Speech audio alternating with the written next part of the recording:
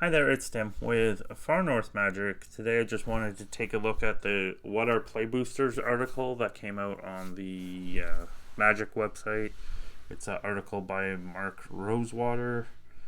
So I guess we'll see if he hoodwinks us again with what he says and what they do. But this could be a good step in the right direction of making things easier on players and stores, of knowing what to buy, less dead inventory. Along with, I know that they're going to be putting like a price increase through or something that will help boost their bottom line. So I guess we'll have to just see how bad it gets, and go from there. So I guess he goes on a story time where they figure out in 2018 that a lot of people don't actually play limited with the boosters. So they come out with set booster. And which in a way, like, the set booster is not bad. If they did, if they changed things in a more meaningful way, where like you have your collector booster at like $20, you have your set booster at like, I don't know, $6-7, and then you made your draft booster like $2 because you stripped all the like fancy stuff out of it. Like you strip foil, if they strip foils out of it, if they stripped variants and stuff.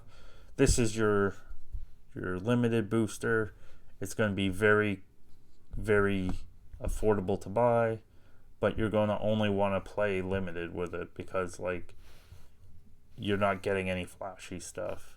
Instead of just like chipping away at it slowly, trying to convince people with like similar price for set and draft at the beginning to get people to try it, giving people like promotions to give away a set booster or something to get people to try out a set booster. They could have just made it like that 100% distinction where, boom, these are to play with. You're not getting anything fancy, such. Then this has some. This is Collector Booster Light, and then you have your Collector Booster. I think that would have worked, but what they ended up doing was just like eroding the draft booster and then having too much inventory and everything. So set boosters, the Lips draft. This wasn't really a surprise because the price difference isn't a huge amount, but it led to problems where you can't play with set boosters without like having it be pretty wonky. Causes a bunch of inventory issues because stores have to order two different product lines. But they might not sell to what the store expected, or the store might order a bunch to draft or plate sealed, but then like for whatever reason nobody wants to play that format because it sucks. Then you're stuck with a product that you can't end up converting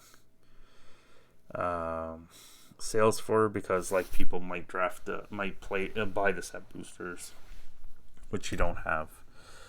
100% it would lead to abandonment of draft because you're only going to bring in a limited amount of it to play a couple events and call it a day. Like, I know some stores just would bring in a box or two and then you play your release event and you're done.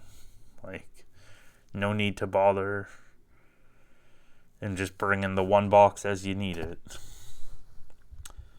confusion in the marketplace, but that's like everything with Wizards, unfortunately.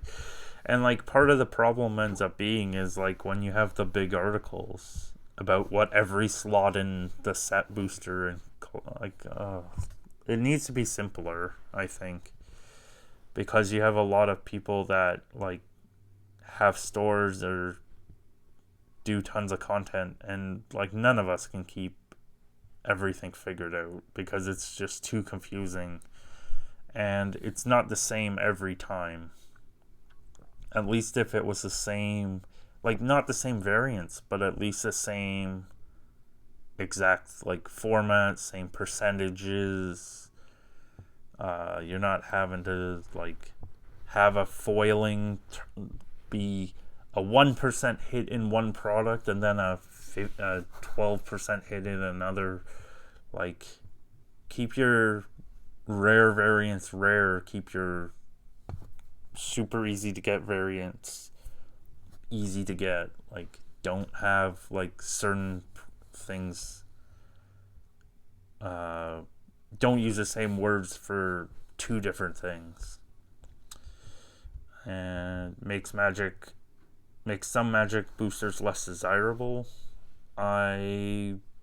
Before the set boosters came out, I would put like 5-6 boxes away of a lot of sets, and in the hopes to like draft them later, or well, hope that they would go up, which was not a real thing, but hope that we could like do some retro drafts and stuff. But like with the set booster, I didn't know what I'm supposed to do, so then I bought some set booster ones. Then I'm like, you can't really do anything for draft with those. But then like, do you just rip all these? I don't know. I guess I gotta decide what I'm doing with my set boosters. Maybe I just like start ripping them. But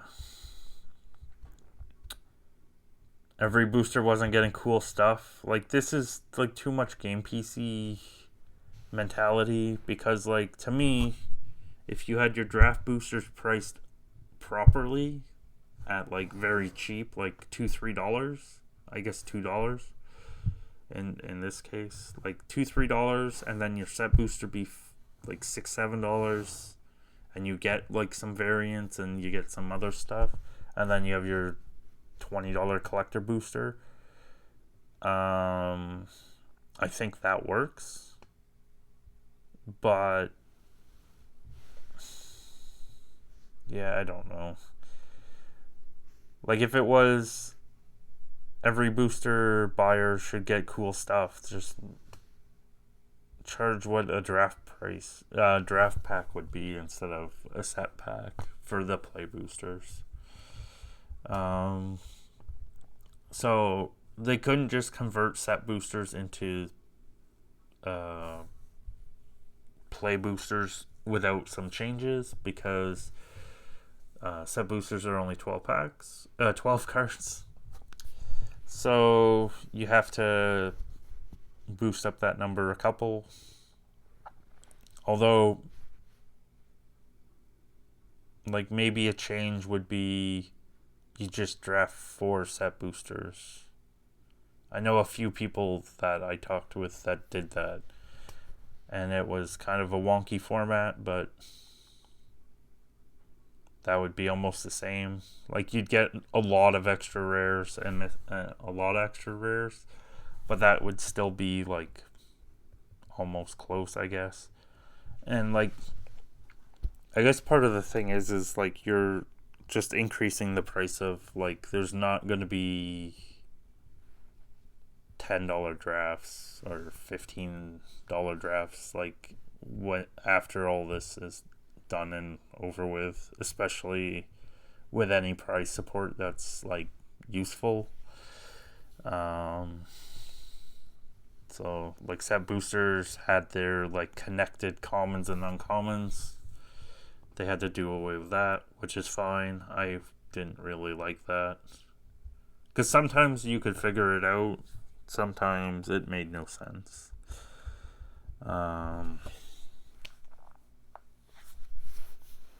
So you had to change the rarities a little bit.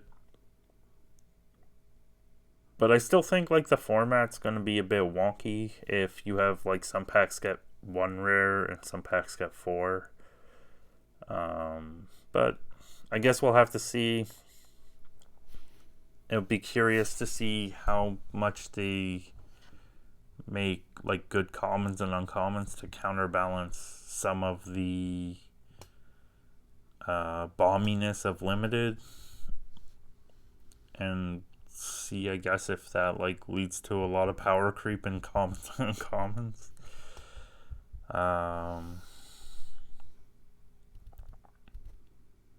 Yeah, so they're gonna have to change the way they make sets a little bit. So you get 1 to 6 commons.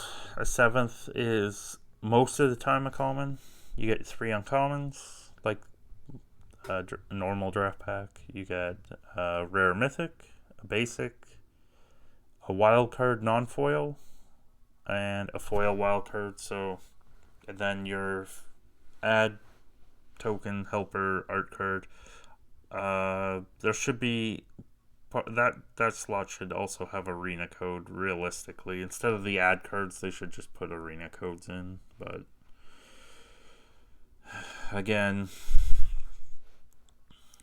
that'd be too much money that they're giving away, I guess. I don't know. So your normal 6 commons. 7th slot is a common or a list. The list is going to be smaller the way it sounds. It's only going to be like 40 cards. So that's a plus. Although I don't really like how 30 30 will be common and uncommon, and 10 will be rare mythic. But I think down from 300 is definitely an improvement. It's interesting that they're doing 10 special guests. So 7 out of 8 times it's going to be a common. Almost 10% of the time it's common or uncommon from the list. And then 1.6% of the time it's a rare mythic from the list. 1.65% of the time it's a special guest. So what's that, like 1 every, like 2 every, well, I guess 1 and a bit every 3 boxes, almost 2 every 3 boxes. So between the rare list and special guest. So I guess we'll have to see. Like I was thinking when they showed us the Mana Crypt that it would be like 1 in, I don't know, 600 or 800 packs, maybe 1,000 packs to get a Mana Crypt. But I guess if the special guests are 1.56%, that would be a bit easier, like 1 in 650. But so your normal amount of uncommons, then a rare mythic. They're doing it where mythic is 1 in 7 instead of 1 in 8. 20% of the time your basic's going to be a foil. Then you have your non-foil wildcard slot, and then your foil wildcard slot, and then your non-playable slot. So 65% of the time it's a token, aid, or ad card. 30% of the time it's an art card. 5% of the time it's a art card with signature. That's not going to be real signature, I doubt, but I guess we'll just see. I think that they could do some really interesting stuff with the art cards, but I don't know. They should just do numbered art cards. Nobody would still care, but it wouldn't really take much effort for them, I don't think. But I guess we'll have to see if they go do sketches and real signatures and such. So they'll show the differences between the set and draft. And it's interesting to see that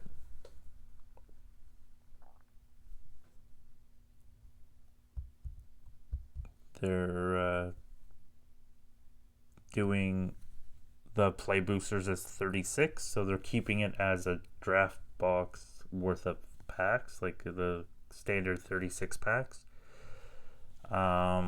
So even with keeping the set price as the price the same as set boosters, it's going to still lead to a higher box price. So I figure the box will be, well, at least for me in Canada, like 200, and like set boosters were pushing 170, 180, I guess 160 to 180. So we're looking at over $200 box probably. And I understand part of the increases is the dollar in Canada is just sucking, but it still doesn't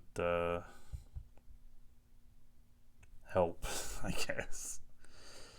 Every little price increase adds up. I guess they figure play boosters won't be less fun than draft.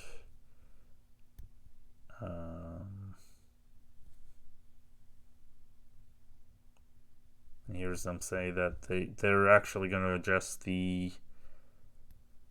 have more answers, so it's the bombs can get answered at least.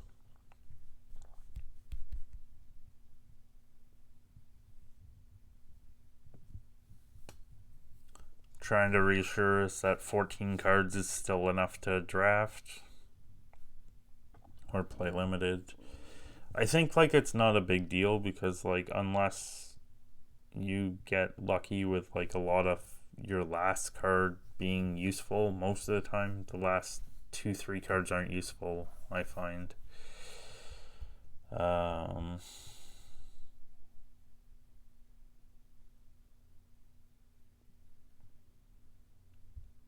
Yeah, I like how they actually talk about EV as a thing now, because that seems kind of counterintuitive to the we have no idea what the secondary market does, but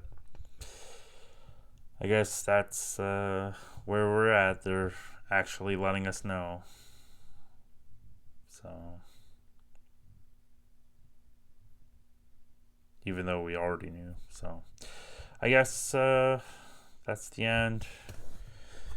I find it I'm actually surprised they waited this long to do this, and I think in the end it could be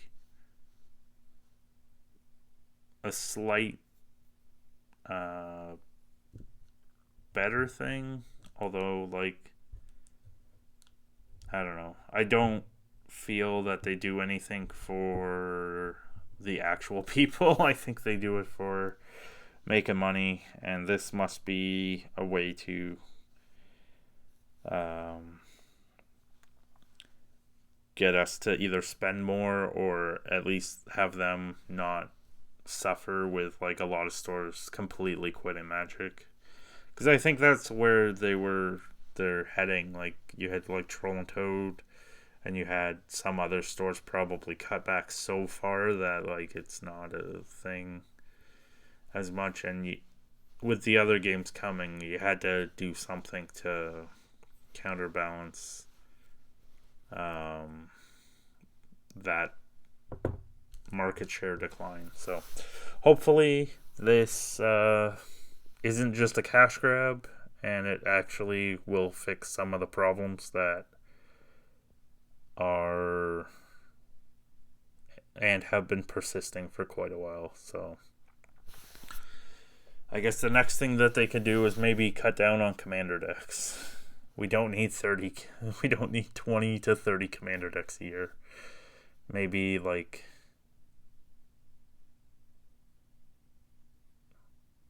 8 or 12 if you're doing a bunch of like Universes Beyond ones. So, but I guess that's the thing for the next thing that they can fix. And are you excited for play boosters? Or are you going to stay away and do more boycotts and such? I'd like to know. I hope to see you next time. Take care and have a good rest of your day. Bye.